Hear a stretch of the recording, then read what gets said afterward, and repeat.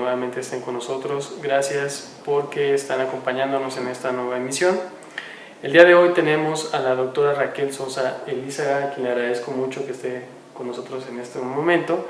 Nos va a compartir precisamente su opinión, su punto de vista y conocimientos acerca de la reforma educativa que ya fue aprobada desde el mes de diciembre del año pasado en las diversas cámaras del Congreso de la Unión y las leyes secundarias que también han sido aprobadas ya en días pasados, en semanas pasadas. Voy a leer brevemente una reseña, un currículum de la doctora para que conozcamos pues, la personalidad tan importante que tenemos en esta tarde. Ella es especialista en educación, es doctora en Historia por la Facultad de Filosofía y Letras de la Universidad Nacional Autónoma de México. Imparte la asignatura de Introducción al Conocimiento a América Latina en nivel licenciatura de la Facultad de Ciencias Políticas. Es doctora en el seminario, bueno, imparte más bien a nivel de doctorado, el seminario obligatorio para el campo de Estado y Movimientos Sociales en el posgrado de Estudios Latinoamericanos. Es profesora e investigadora de tiempo completo, adscrita al Centro de Estudios Latinoamericanos. Es vicepresidenta del programa de la Asociación Internacional de Sociología y dentro de sus líneas de investigación, pues la doctora estudia el pensamiento social, el desarrollo social y la historia contemporánea de México y América Latina. Como ya bien mencionaba, pues ella es vicepresidenta del programa de la Asociación Internacional de Sociología y afortunadamente la tenemos el día de hoy porque me parece que se nos va de congreso a Perú, si no me recuerdo, o América Latina, entonces pues le agradezco mucho, sobre todo a Chile. Es el congreso de la Asociación Latinoamericana de Sociología, de la que fui presidenta yo también hace muchos años. Ah, perfecto, pues entonces es todavía más grande el placer de estar aquí con usted, porque antes de que se vaya, pues tenemos la oportunidad de platicar. Muy bien. Doctora, pues muchas gracias nuevamente por estar con nosotros y bueno, ¿podría platicarnos más o menos cómo es su percepción acerca de la educación en México en este momento? Yo creo que estamos viviendo la situación más crítica que ha vivido la educación en México, posiblemente desde inicios del siglo XX. Por lo menos entonces, a inicios del siglo XX, había una sensibilidad mayor a propósito de las carencias que tenía la educación. Había muy pocos que tenían acceso a la educación, muy pocas escuelas, muy pocos maestros, pero había una conciencia de que la educación iba a ser el medio principal para que los seres humanos todos vivieran con dignidad. Y esa conciencia la tenían los conservadores. Justo Sierra era parte del gobierno de Porfirio Díaz, ministro de Instrucción de Porfirio Díaz. Y también, desde luego, la tuvieron siempre los liberales, y la tuvo Ricardo Flores Magón, y la tuvo Madero, y la tuvieron Emiliano Zapata y todos los revolucionarios. Es decir, la educación era la base para tener una buena sociedad y un crecimiento y desarrollo. Claro. Pero al inicio de la segunda década del siglo XXI, estas cosas parecen haberse olvidado por completo. Y eso es muy grave en muchos sentidos, porque lo primero que tendría que hacerse para hacer un trabajo sobre educación, si se tratara de una visión sincera y honrada, lo digo con todo conocimiento de causa, sobre qué hay que hacer con la educación, tendría que ser hacer una evaluación real de cuál es el estado que guarda la educación en el país en este momento. Y salta a la vista, no hay ninguna duda de eso, de que el problema más grave que tiene la educación sigue siendo el mismo problema que se planteó Justo Sierra, y que es que pocos tienen acceso a la educación y pocos tienen la posibilidad real de continuar sus estudios en caso de que tengan acceso a la educación. Tenemos 6, tal vez 7 millones de personas analfabetas y tenemos 32 millones de personas que no han acabado y seguramente no acabarán nunca, sobre todo con este tipo de políticas, sus estudios básicos, o sea, la primaria y la secundaria. Si juntamos unos y otros, estaremos hablando de alrededor de 40 millones de personas que no tienen acceso a la educación. Entonces, es un universo. Estamos hablando del 30% más o menos de la población. Así es la tercera parte de la población del país. Naturalmente que hay situaciones de carencias muy, muy graves. Todas las zonas de pueblos originarios, las zonas rurales del país están en un estado de angustia y de abandono terribles ya durante muchos años, ¿no? Están tan abandonados que la propia Secretaría de Educación Pública decidió que no se iba a encargar de los indígenas desde la época del señor Fox, y que entonces de la educación indígena tenían que encargarse el INEA y el CONAFE, o sea, el Consejo Nacional para el Fomento Educativo y el Instituto de Educación para Adultos. Y ninguno de esos institutos está habilitado para una tarea de esa magnitud ni de esa naturaleza. Por lo tanto, pues hay un olvido y un abandono completos. Esos son los problemas fundamentales. Cuando nosotros miramos una problemática social, tenemos que ver de dónde tenemos que partir, claro, qué tenemos que empezar, cuáles son las tareas más grandes y además, con qué contamos para llevar a cabo esas tareas. Si no hacemos eso, es que hay alguna otra intencionalidad política, algún otro compromiso o alguna orientación desde grupos de interés o de grupos de poder que indiquen que hay que hacer alguna otra cosa. Y desgraciadamente lo primero que hay que considerar para la educación en el siglo XX es que la educación se volvió un negocio. Es un negocio muy rentable, es un negocio sobre el cual hay mucho campo de inversión, que tiene, como dicen los economistas, altas tasas de retorno y que desde luego es un campo de disputa para muchos interesados en lograr recursos económicos cuantiosos con la educación. ¿Qué tipo de intereses, por ejemplo, hay en la educación? Hay intereses económicos, desde luego los más poderosos, que aspiran a controlar, digamos, todo el mercado educativo, que es un mercado grande, que es un mercado que tiene que ver con, en primer lugar, la administración estatal de la educación. La educación es un sector tradicionalmente muy grande en términos de presupuesto público. Eso es muy jugoso, muy cuantioso. Estamos hablando de cientos de miles de millones de pesos. Todo sumado debemos estar sobre los 500 mil millones de pesos como presupuesto educativo anual en México. En América Latina y en el mundo pues podemos hacer otros cálculos semejantes. Estamos hablando de que hay, desde luego todos conocemos las empresas de computación, que son un negocio grandísimo. Sí, y que empezaron hace yo recuerdo más o menos como unos 10 años. Hubo un boom precisamente de este tipo de empresas. Así es. De estudia computación en inglés. Bueno, y el señor Bill Gates se convirtió en el asesor fundamental del gobierno mexicano de Fox a partir del año 2000, justamente coincide con eso, un poquito más, poquito menos. Son millones de computadoras en venta o en renta. Y el siguiente negocio, es decir, para controlar el negocio educativo, entonces la pregunta no es qué se necesita y qué necesitan los seres humanos para acceder a la educación, sino desde dónde podemos controlar la educación. Y unos sabios banqueros, muy listos, dijeron, para controlar la educación tenemos que controlar todo lo que sean los circuitos de evaluación de la educación. ¿Por qué?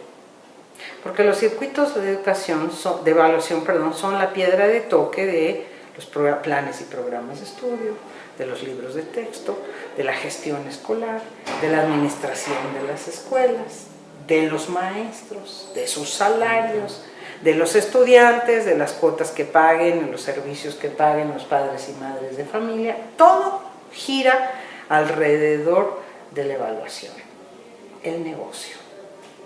Y el negocio de la evaluación también, pues es un negocio que así se le llama, de evaluación, pero no propiamente evalúa el estado de la educación, sino evalúa la factibilidad de hacer nuevos negocios. Claro. O sea, no hay ningún altruismo en eso. Sino, y en realidad entonces, en este sentido, el interés no es la educación como tal, sino más bien el control sobre esos factores. Exactamente, esa es la palabra. Que permiten... Así es controlar, no es educar.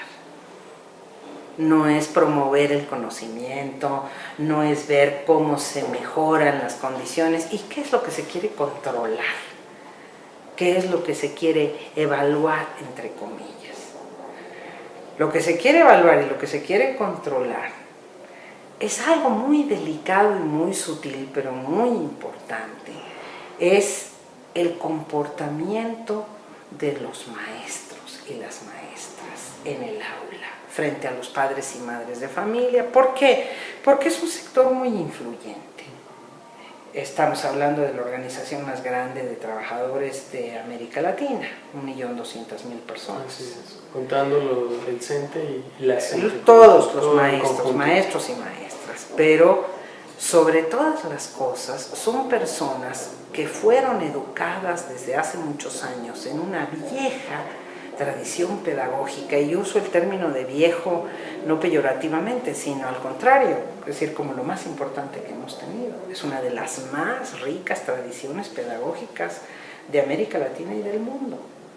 Justo partiendo, si no queremos solo de Justo Sierra, de antes, de Benito Juárez, de Altamirano, de Ignacio Ramírez, después de Vasconcelos, de Rafael Ramírez, de los grandes educadores, Narciso Bassols, Moisés Sáenz. Tenemos desde finales del siglo XIX, el siglo XX y todo, y hasta el siglo XXI, unos educadores espléndidos, que no solamente, vamos a decir, personas que están frente al aula, sino creadores, personas estudiosas, personas que hacen propuestas novedosas, importantes, interesantes, todos ellos ocupados de qué manera podrían mejorarse las condiciones de vida de la población en México y tener una mayor dignidad los seres humanos de acuerdo a sus circunstancias, a los problemas que enfrentaran, a las necesidades y carencias que tuvieran, y sobre todo pensando en proteger las colectividades, la comunidad y el sentido de pertenencia a un país, a un grupo muy importante de seres humanos que comparten lengua, comparten tradiciones culturales, comparten hábitos, comparten aspiraciones en una gran medida. Entonces, eso lo encarnan los maestros que estudiaron en las normales, lo encarnan las personas que tienen más o menos, yo diría que entre 30, 35 y 50, 55 años, también los demás, pero esos maestros son maestros que han sorteado una cantidad de dificultades impresionantes a lo largo de la vida. Para empezar, la resistencia a enfrentarse a instrucciones absurdas y a ordenamientos, lo sepan o no lo sepan, algunos de ellos ni siquiera lo han pensado así, pero lo hacen porque tienen una educación que los lleva a eso. Es como tú y tus colegas y yo y mis colegas acá en ciencias políticas y ustedes en derecho saben que hay ciertas normas y saben también que se pueden violar, pero saben que para defender una causa o defender un caso pues se necesita conocer muy bien cuáles son las técnicas, los procedimientos, los principios que animan a cualquier conocimiento. Así es. Entonces, ¿qué hace un maestro? Yo le pido a los que vayan a ver este pequeño esfuerzo que por favor consigan algún libro de la primaria o de la secundaria, un libro gratuito. De los de ahorita. De los de ahorita.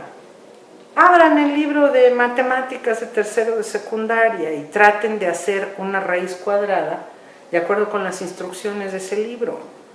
Traten de explicarle a un niño a una niña de cuarto de primaria qué pasó durante la conquista o cómo llegaron aquí los españoles. Bueno, traten de explicarles la geografía de México con el libro de sexto de primaria o alguna cosa de español con el libro de primero de primaria, búsquenle por donde quieran, abran el que sea. Simple y sencillamente no se entiende. No se entiende. ¿Y por qué? Esa es la pregunta. Porque desde hace años quienes elaboran los libros jamás han dado clases en la primaria. Nunca. Es decir, son elaborados por personas que están atadas en el Colegio de México, en el Instituto de Investigaciones sobre la Universidad de la Educación, en el CIMBESTAB. Nunca han dado clase de primaria, no tienen ni idea. Entonces, no saben cómo dirigirse a los niños, a las niñas. No saben cómo pueden formularse preguntas, cómo puede haber problemas de discusión, cómo se puede promover el conocimiento, cómo se puede interesar a los niños y a los jóvenes en el conocimiento. Entonces, ¿qué debe hacer un buen maestro? Me los imagino perfectamente, ¿qué debe hacer un buen maestro que se enfrenta a unos libros de texto que son incomprensibles? Dice, bueno, vamos a hacer una raíz cuadrada, perdonen, este libro no se entiende nada, cierren su libro, vamos al pizarrón y yo les voy a explicar con los medios que pueda. La educación en este país se ha sostenido gracias a maestros y maestras heroicas que no tienen ni computadoras, ni pizarrones donde el GIS, yo no sé si has tenido la experiencia de estar en una primaria en donde el GIS se resbala pero ya no pinta nada. Claro, por supuesto. ¿No?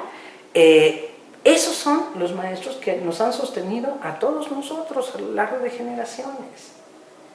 Pero a esos hay que borrar porque se dieron cuenta todos estos que hacen negocio que si se acude a la memoria se va a tener un parámetro para juzgar qué está bien y qué no está bien o cómo debieran ser las cosas. No hay mucha dificultad en saber que las cosas están muy mal en el país. Pero sobre todo si uno dice, a ver, pero ¿cómo se vivía en la época, ya no digamos las gloriosas de Lázaro Cárdenas, de las grandes transformaciones, no, de Ruiz Cortines, de López Mateos, cómo vivía la gente en la época de Ávila Camacho, que no tiene nada de muy glorioso tampoco. Y todo el mundo dirá, bueno, pero había la expectativa de que hubiera derechos para todos, se habían creado instituciones importantes que tenían una función, donde seguramente que habría funcionarios corruptos, pero ni eran todos ni eran la mayoría, la gente hacía su tarea, había campañas epidemiológicas, no es que nunca hubiera habido huracanes en México, pero había otra forma de tratar a los seres humanos. Y había sobre todo yo creo que mucha prevención. Seguro, había por lo menos otro tipo de visión, ¿no? Así es. Doctora. Entonces eso es lo que se intenta aniquilar, borrar. Entonces los maestros que quieren ser evaluados en un sistema que se diga que es un sistema donde se les haga cualquier tipo de preguntas como resultado del cual se les va a separar del servicio sin responsabilidad para la autoridad, lo único que se está haciendo es hacer un programa de servicio, programado, no quiero repetir, pero no una actividad, una medida de servicio programado de despidos para deshacerse de los maestros cuanto antes. No es una evaluación educativa. Realmente, y eso es lo que se ha hablado los últimos días, realmente desde que inició esta propuesta de reforma, de que realmente la intención era más que nada política y de control, precisamente como bien lo mencionábamos, y no realmente educativa, ¿no? Si fuese realmente una reforma educativa, entonces hablaríamos de una reforma en cuanto a contenido de la educación, en cuanto a lo mejor a evaluar la parte pedagógica y no enfocarse en la parte laboral de los maestros. Claro, pero si, como lo vemos, por ejemplo, si analizamos las cifras de la OCDE, de los resultados de los exámenes de PISA, nos damos cuenta de que la mayor parte de los países del mundo tienen muy malos resultados de PISA, son muy poquitos los países, no es difícil saber cuáles son los países donde hay buenos resultados, entre comillas, Finlandia, pero Estados Unidos. bueno, muy poquitos países Ah. del mundo, así es, incluso Estados Unidos, según me decía hace unas semanas un experto norteamericano, pues ha montado, igual que China y otros países, esquemas de simulación para lograr la aprobación mayoritaria de los exámenes. No es un asunto de tanto mérito. Claro. Pero si cualquiera aplica un examen, una evaluación, el principio de una evaluación es saber cuál es el conocimiento o el nivel de conocimiento que tenemos y de qué manera podemos cubrir deficiencias en relación a conocimientos que se consideren importantes, ¿no? Significativos, necesarios. Si hacemos eso, entonces vamos a enterarnos de qué parte yo como maestra me voy a enterar, o cualquier maestro se va a enterar de cuál es la parte del programa de estudios que para la mayor parte de los estudiantes no fue clara. La deficiencia no va a ser entonces de ellos, puede ser que yo tenga que procurar prepararme mejor o buscar dar explicaciones que sean más accesibles o transformar mis métodos pedagógicos de manera que yo pueda transmitir mejor ese conocimiento, compartirlo, etcétera, y además abrir espacio para que los propios estudiantes a partir de eso se formulen sus propias preguntas. Pero de ninguna manera se me ocurriría que el hecho de que los estudiantes no pudieran aprobar el examen que yo hiciera, pues tendría que dar lugar a que expulsara yo a todos los estudiantes, y mucho menos que todos los profesores debieran ser despedidos. Despedidos de su... Es una visión completamente contraria a lo que se entiende como un proceso educativo. Entonces, es eso, es borrar una memoria. No es llevar a cabo un proceso de reforma educativa, no es llevar a cabo una situación, digamos, de evaluación para ver de qué manera vamos a procurar mejorar las condiciones que son deficientes. No, es otra cosa. Doctora, el conocimiento y la educación como tal nos da poder. ¿Qué significaría ahorita, y retomo las palabras que usted acaba de mencionar, de borrar esta memoria educativa? ¿Cuál sería el resultado o el objetivo para todas las personas que están, por decir, en la SEP promoviendo o que ya fueron aceptando esta reforma educativa? No, es que es impracticable para empezar, pero hay dos ejemplos que yo podría dar de situaciones en la historia que se intentó aplicar programas tan salvajes como este que se quiere aplicar en México. La primera es la época del nazismo, donde Hitler mandó quemar una cantidad de libros y desaparecer a todos los profesores, estudiantes, intelectuales que pensaban transmitir de alguna manera un pensamiento crítico en contra de la visión que empezaba a hacerse generalizada en Alemania, ¿no?, favorable al nazismo. Y la segunda es Pinochet.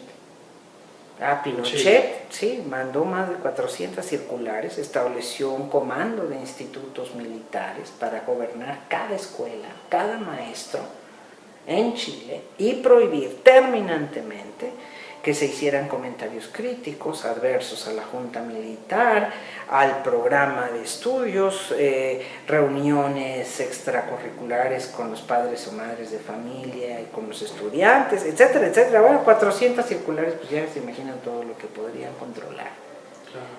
Y esos dos intentos salvajes fracasaron. No se puede fincar un gobierno de un país sobre la base del intento de control absoluto del pensamiento y de la actividad de todos los seres humanos.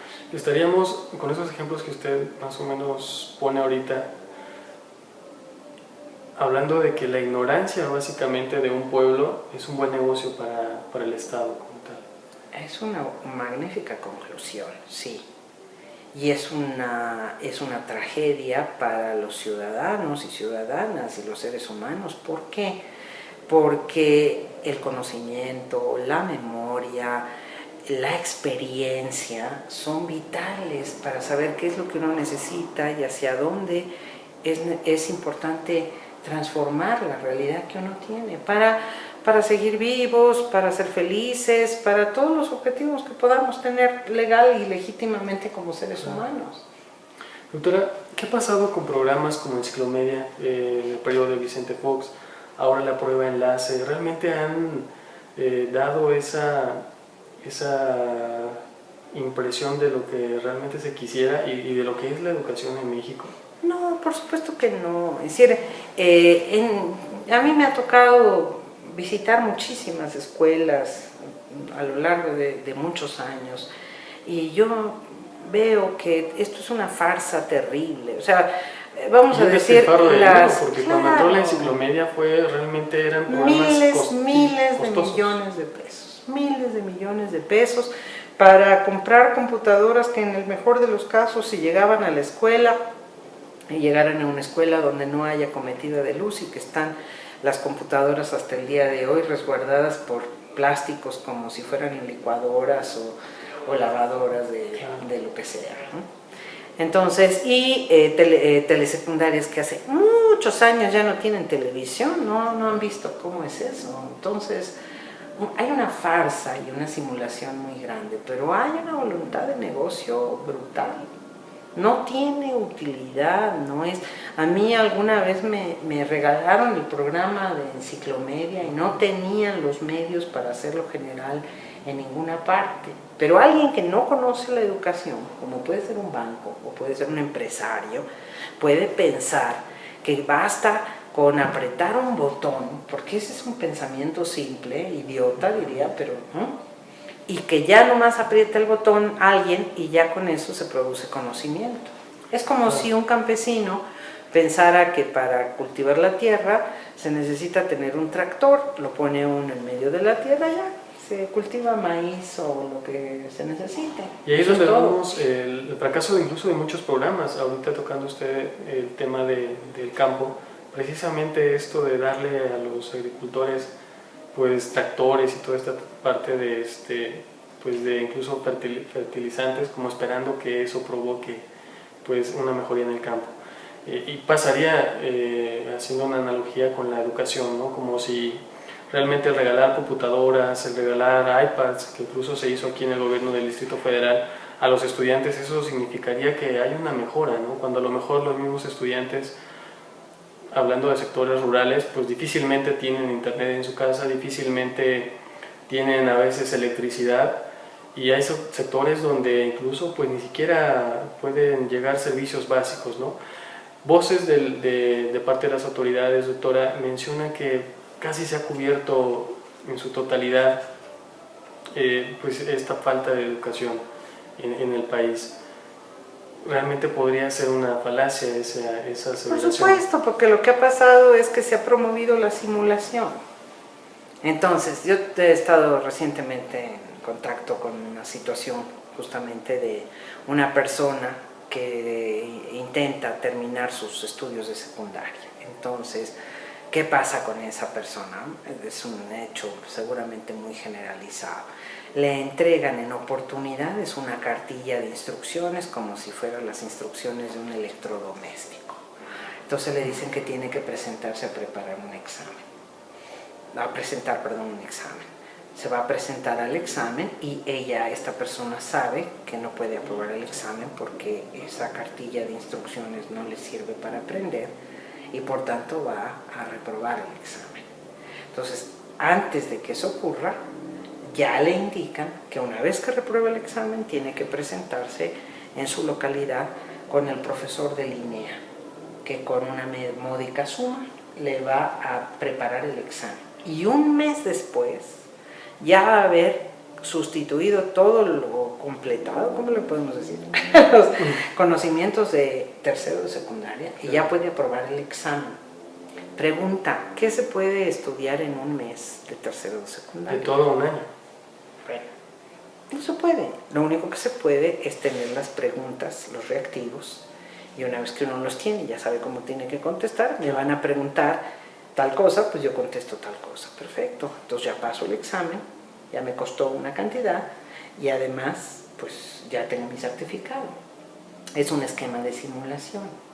Entonces lo que se está haciendo es que los exámenes estos lo que hagan es promover clases privadas, preparaciones especiales para pasar el examen, compra de exámenes, o sea, montar en vez de un sistema educativo un sistema de simulaciones muy profesional. O sea, usted quiere pasar el examen de tercero de secundaria, el examen de ingreso de la preparatoria, de la universidad, de tal universidad, etcétera. ¿Cuánto está dispuesto a gastar de manera que pase todos los exámenes que le pongan sin angustia?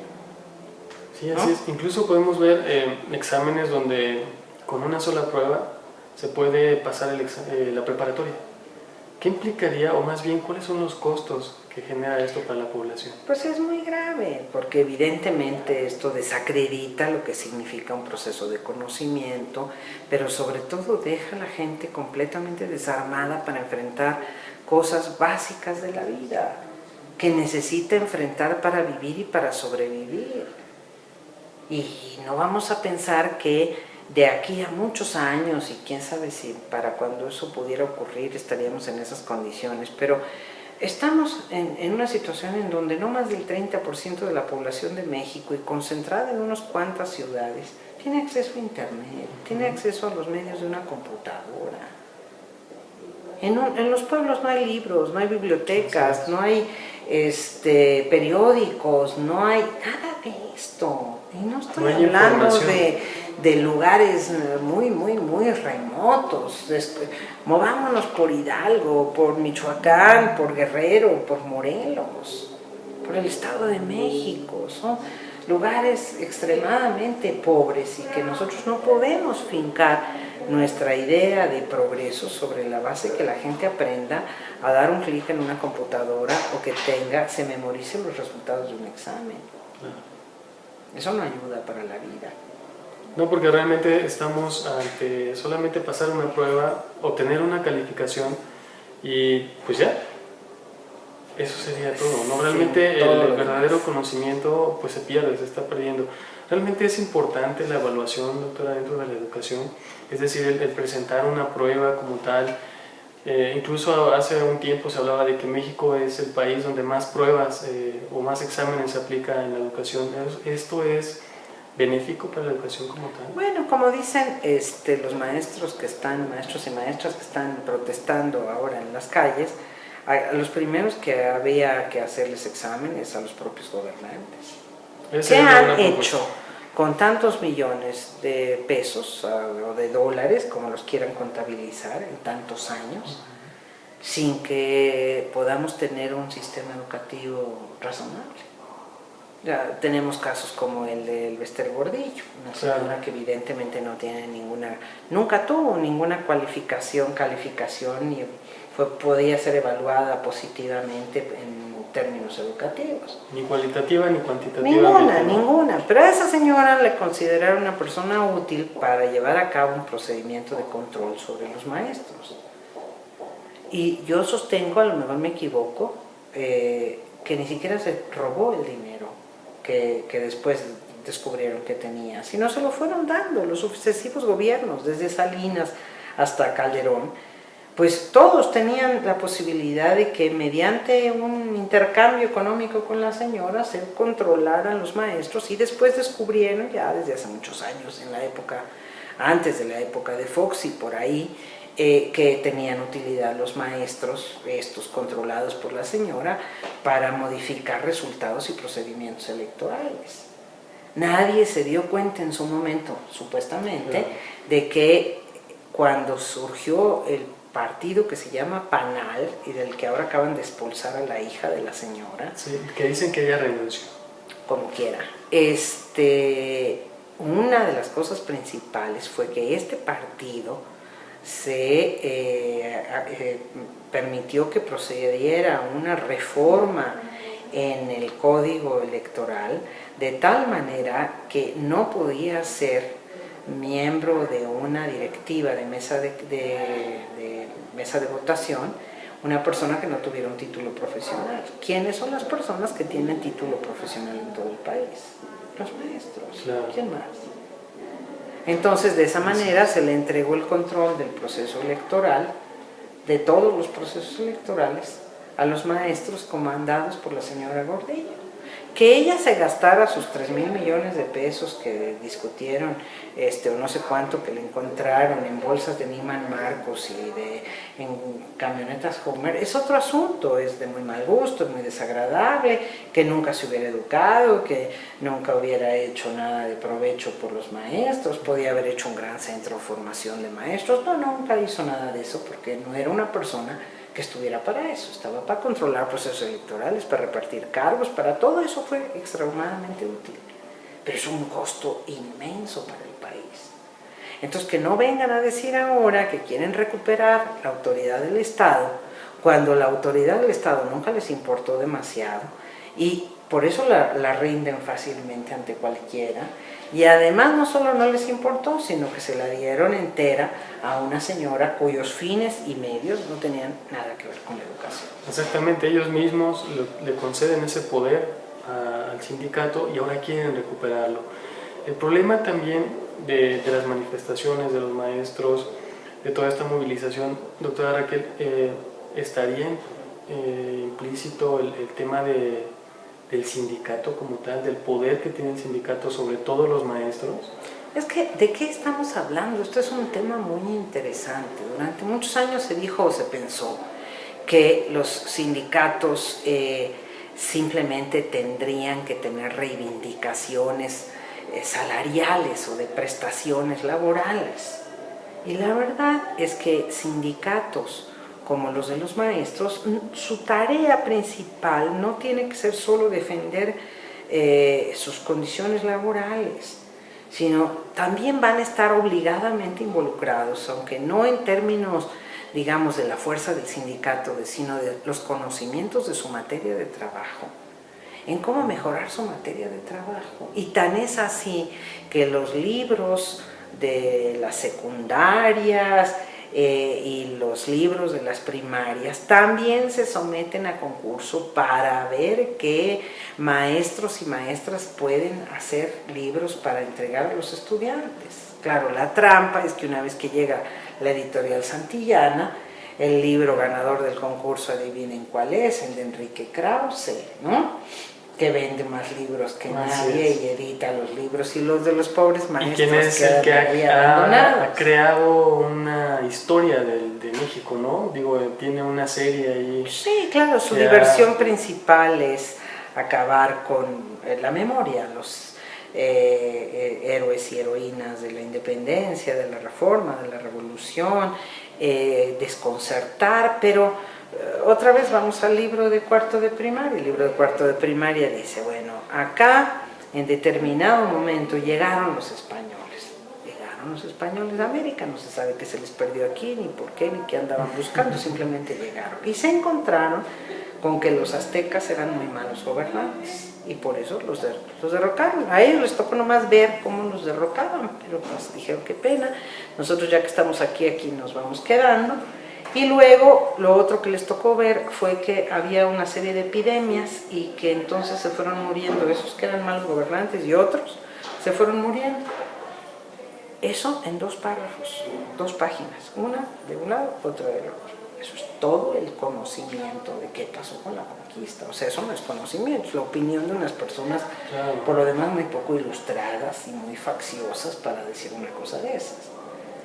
Uno puede decirle a un estudiante, mire, yo creo que lo que estaban haciendo los pueblos originarios era muy malo y lo que hicieron los españoles era muy bueno, pero hay que darles a una persona que se está educando y que se está informando los puntos de vista de unos, de otros, que había, qué problemas había, pero no una opinión, sino el conocimiento de un hecho histórico. Claro, algo sobre las bases, o sea, sobre la fuente. No hay ninguna intención de hacer eso. Hay un gran desprecio.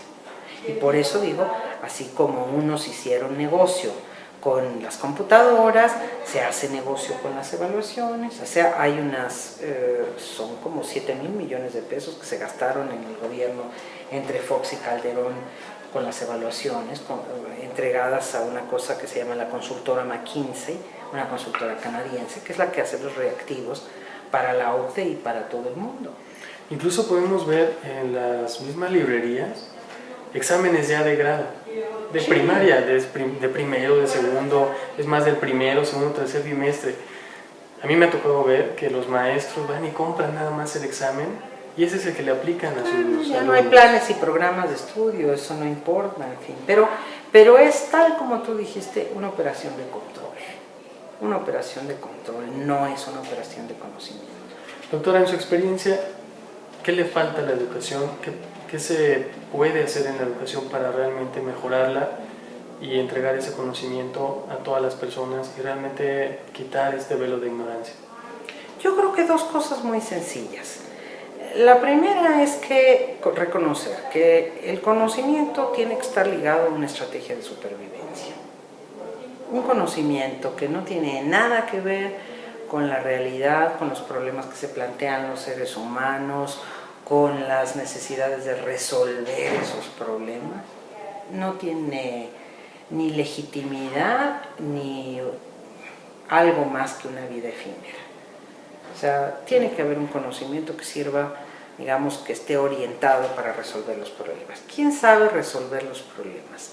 En gran medida, los que las están viviendo, los que los están viviendo, porque son los que los han conocido durante muchos años, tienen un conocimiento básico, su experiencia, su voluntad, las formas a través de las cuales se han enfrentado determinados problemas, y esos son los pueblos, los habitantes de las ciudades, los seres humanos, las madres y padres de familia, las comunidades.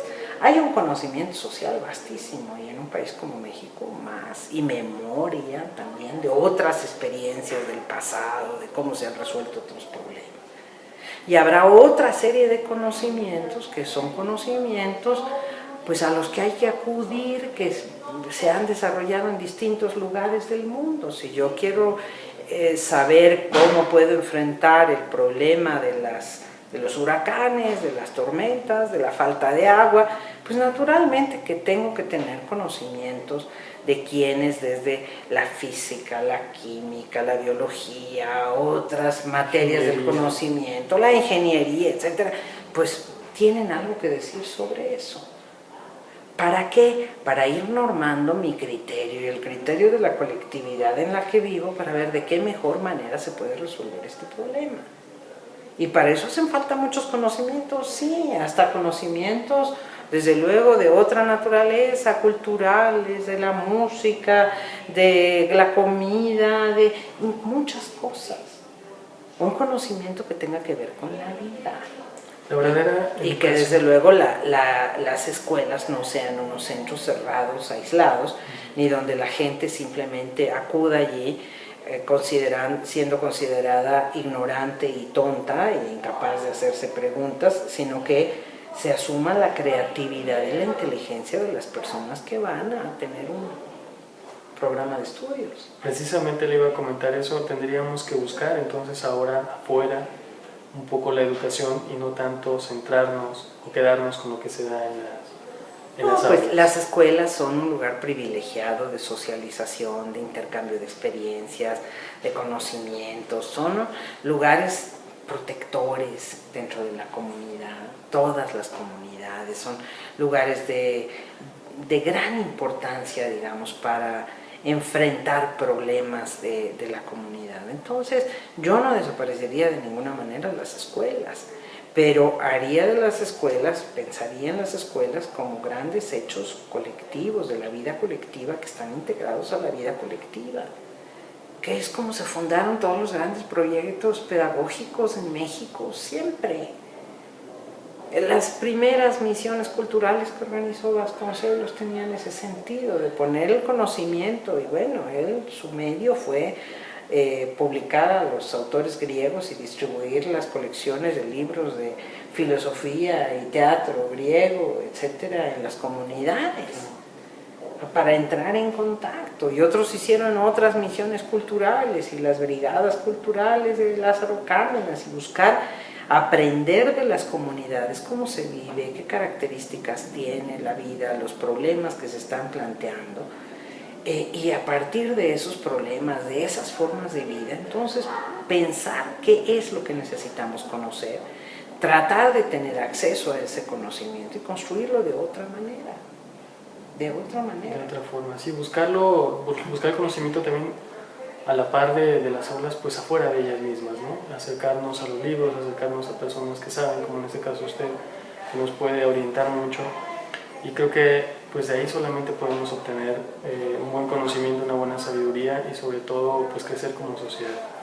Doctora, por último, ¿usted le augura a esta reforma educativa más tiempo de vida o cree que podamos llegar a un momento en que sea tan fuerte la presión tanto del sindicato de maestros como de la sociedad para llegar al punto de derogar a lo mejor esta reforma?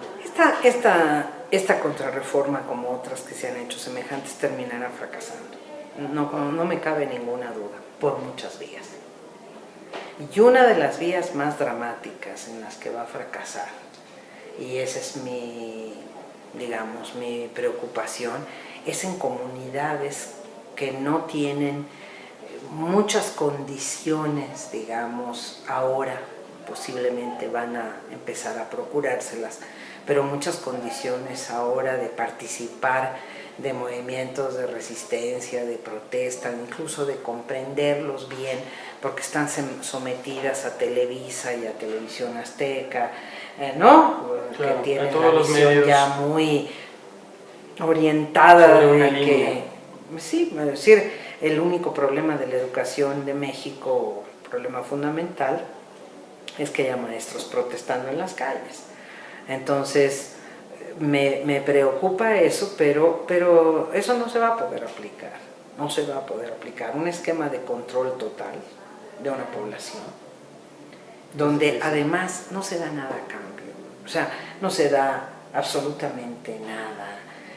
Ni una bolsa de alimento en una situación de desgracia de un huracán, ni libros, una biblioteca en las escuelas, ni un salario digno para los maestros. Se les pide a los padres y madres de familia que paguen todo el proceso educativo. Es más, Entonces, hay escuelas donde no hay material, donde los mismos... Todas. Primero se les surte a los padres de toda su lista para que lleguen el primer día de clases con todo el material, cuando realmente el Estado es quien tendría que garantizar pues una educación de calidad. Y tienen que comprar todo, 2, 3 mil pesos. Yo hice una cuenta hace unos años, vamos a decir por ahí de 2008 o 2009, me acuerdo que solamente contando con las cuotas de inscripción en las escuelas había un ingreso anual de algo así como 8,000 millones de pesos. Wow. Es impresionante la cantidad. No estamos hablando de cualquier cosa, claro que no. Pero es como estamos viendo esta situación ahora, es decir, un desgobierno paralizado y una sociedad que se vuelca a la solidaridad para resolver un problema social. No vamos a resolver el problema de las graves carencias y de las tragedias que han vivido nuestros compatriotas, pero por lo menos nos vamos a hacer presentes como sociedad. Pero la carga es muy grande para una sociedad con un gobierno o desgobierno que está inactivo o paralizado. Es un poco lo que va a pasar con la educación. Entonces, tenemos que buscar salvar una verdadera educación entre todos. No es un asunto solamente de los maestros, y naturalmente que pues van a ocurrir muchas cosas que son pesadas y desagradables, la menor de las cuales sin duda es tener a los maestros en las calles. ¿Cuál podría ser lo más grave que pudiese ocurrir, doctora? Yo creo que estamos aproximándonos a un estado de desorden generalizado y también de inconformidad generalizada y de situaciones de violencia y de erupciones, de ruptura del orden muy graves. Podemos ver narcotráfico en prácticamente todos los estados del país, mucha organización criminal, muchos problemas de levantamientos, incluso precisamente de los maestros, y es un gran desorden, como usted lo comentaba. ¿La educación podría salvarnos, doctora, de esa parte? La educación nos puede salvar de muchas cosas, pero una educación verdadera, no una simulación. Sobre todo de algo que es muy importante, considerando nuestra efímera estancia en el mundo, ¿verdad? De todas maneras, lo que puede ser la felicidad y la dignidad de la vida, el estar bien con nosotros mismos, con los demás, el disfrutar a nuestra familia, el sentir que estamos contribuyendo en algo a la vida de los demás, que somos capaces de apoyarnos unos a otros, que no estamos buscando en quitarle todo a los otros. Hay veces que se habla con mucha ligereza de sectores de la sociedad, los informales, los jóvenes que están en la delincuencia, pero hay una falta de sentido profundo de las razones por las que estamos vivos, del afecto que es necesario, de la felicidad que nos puede producir las cosas más simples de la vida. Recuperar todo eso es vital para que una sociedad sane, porque si no vamos a vivir de venganza en venganza, de rencor en rencor y de violencia en violencia. Y en una situación donde la actividad y la actitud del gobierno, que tiene que ser de conducción y que tiene que ser digamos, de escuchar a los ciudadanos a los que se debe, sea esa y no sea otra cosa, porque mientras sea otra cosa, pues no vamos a salir adelante en absoluto. Ayer, doctora, veía un video de Carlos Casuga y él decía precisamente que en México, si nos encontramos algo, es nuestro. Sin embargo, en Japón se les enseñaba en las escuelas que si se encontraba algo, es porque a lo mejor era de alguien más. Creo que la educación es un tema bastante importante, es primordial y creo que nos puede dar muchos principios y muchos valores. Y ojalá podamos en algún momento dado mejorarla para tener una mejor sociedad. Doctora, para finalizar esta excelente charla con usted, ¿nos quiere dejar con alguna reflexión para que podamos aplicarla? Una reflexión que yo creo que tenemos que hacernos y pensando en un público de ustedes, de personas ligadas al derecho, es que no se pueden hacer leyes que no impliquen un acuerdo entre no solo quienes las van a aplicar en ese momento, sino entre quienes van a, digamos, a vivir en un orden de cosas en el cual se apliquen esas leyes. El origen de todas las leyes, desde los griegos, los romanos y antes, hasta ahora, es grandes conflictos sociales en los cuales se llega a un acuerdo y de ese acuerdo surge una norma. Querer imponer una norma en contra, activa o pasivamente, de todos aquellos a quienes va a ser impuesta, no solamente es un error, sino es una situación de extremo peligro. Entonces, las cosas se tendrán que volver en algún momento a pensar en esos términos. ¿Cuál fue el acuerdo? ¿Cómo fue? ¿Y qué dificultades hubo? Pensemos el acuerdo que llevó a la Constitución Política de los Estados Unidos Mexicanos en 1917. No es que las gentes todas estuvieran de acuerdo. Ahí está en la Convención de Aguascalientes, todos con la pistola en la mesa. Había gravísimos desacuerdos, claro, pero finalmente se llegó a un consenso. Se llegó a un acuerdo y les costó mucho trabajo. O sea, la discusión de la Constitución duró un año, pero todo el proceso para ver cuáles podían ser los acuerdos fundamentales tomó pues 10 años de lucha política muy intensa, desde luego 7 años de lucha armada, 8, 9, extendámoslos porque todavía en la época de Lázaro Cárdenas seguía habiendo lucha armada en muchos lugares del país. O sea, eso es una cosa muy terrible de pensar, pero lo que nosotros tendríamos que pensar, y tienen que pensar quienes piensen en leyes, es cuáles son las leyes, es decir, cuáles son los principios de acuerdo que deben llevar a leyes para que sean respetadas por todos.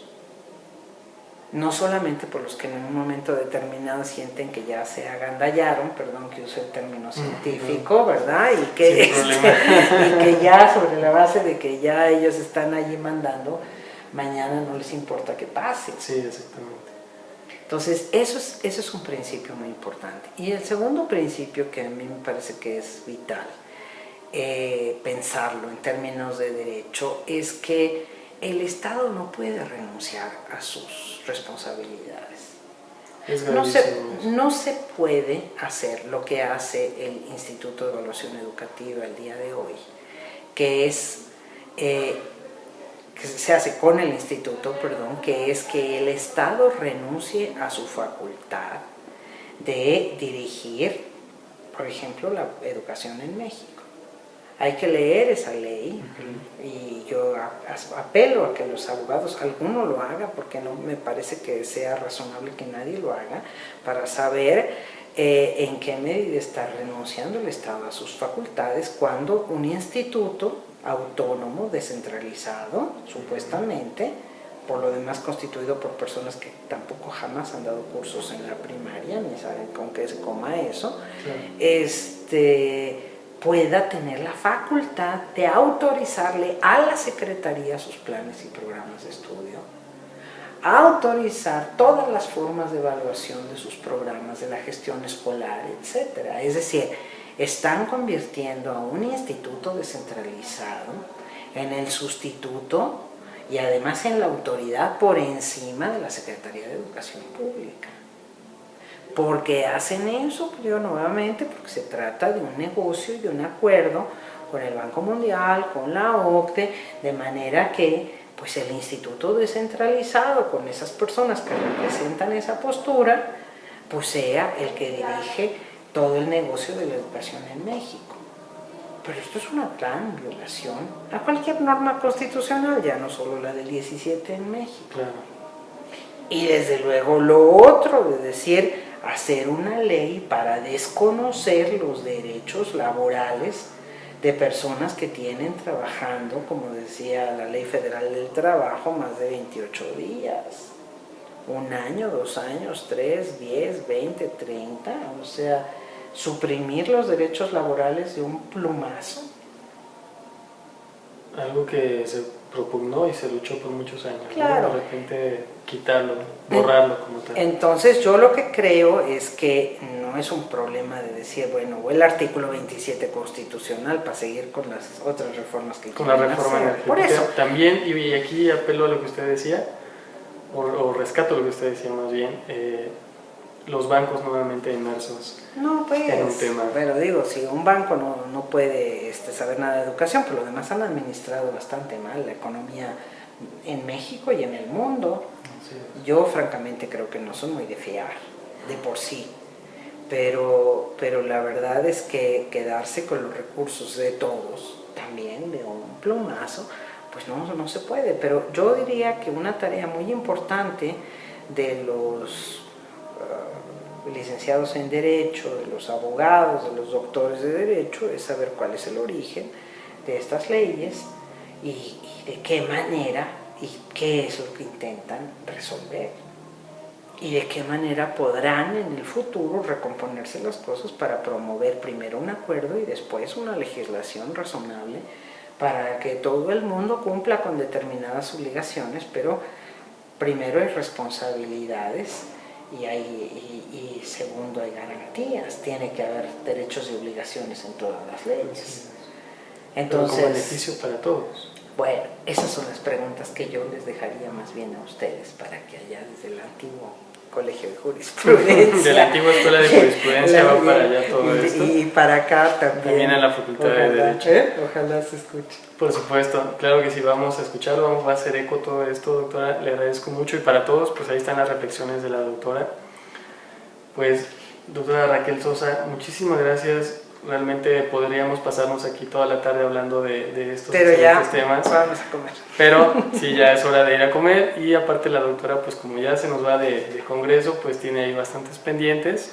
Afortunadamente tenemos esta oportunidad de platicar con ella y ha sido enriquecedor. Doctora, le agradezco nuevamente. Gracias. Muy encantada. Muchísimas gracias, que tenga un excelente viaje y bueno, pues ahí nos cuenta qué tal le va. Claro que sí. Ahora que regrese. Estamos en comunicación. Pues a todos los que nos acompañan en Proyecto Grado Cero, muchísimas gracias. La doctora Raquel Sosa, quien es especialista en educación, pues estuvo con nosotros esta tarde hablando de la reforma educativa y sobre todo de la educación como tal en México, la situación de la educación en México.